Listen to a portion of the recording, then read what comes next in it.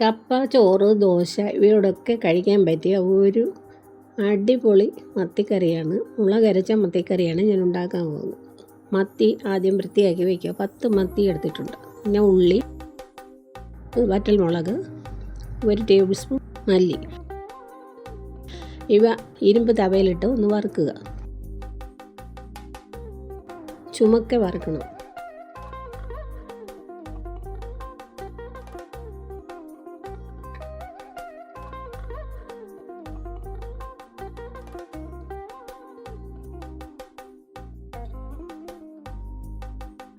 ചുമക്കെ വറുത്ത് കഴിഞ്ഞു. ഇനി അത് മിക്സിയിലിട്ട് നല്ല പോലെ അരയണ്ട, ഒരു തരയരപ്പായി അരയ്ക്കുക. ഇനി ഉലുവ വറുത്ത് വെച്ചിരിക്കുകയാണ്, അത് ഇട്ട് ഒന്ന് ചതച്ചെടുത്താൽ മതി. അരയണ്ട, കയ്പുണ്ടാകും. കുടംപുളി വെള്ളത്തിലിട്ട് വെച്ചിരിക്കുകയാണ്. ഇഞ്ചി, വെളുത്തുള്ളി, പച്ചമുളക് ഇതെല്ലാം കീറി വെച്ചിരിക്കുകയാണ്. കടുകിട്ട് ചട്ടിയിൽ കടുകിട്ട് ഇവ വഴറ്റുക. ഒന്ന് വഴന്നു വരുമ്പോൾ ഈ അരപ്പ് ഒഴിക്കുക. തേങ്ങയൊന്നും അരയ്ക്കണില്ല.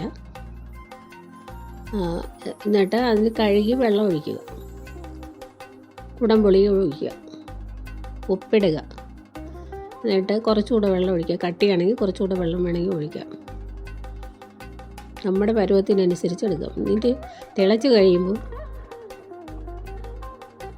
മീൻ ഇടുക. മീനിട്ട് കറിവേപ്പിലയിട്ട് ഒന്ന് വേവാൻ വയ്ക്കുക. വെന്ത് കഴിഞ്ഞ ഇതാണ്. നല്ല ഉഗ്ര മീൻകറിയാണ്. എല്ലാവരും ഉണ്ടാക്കി നോക്കണം. എല്ലാവർക്കും ഇഷ്ടപ്പെടും. ബൈ.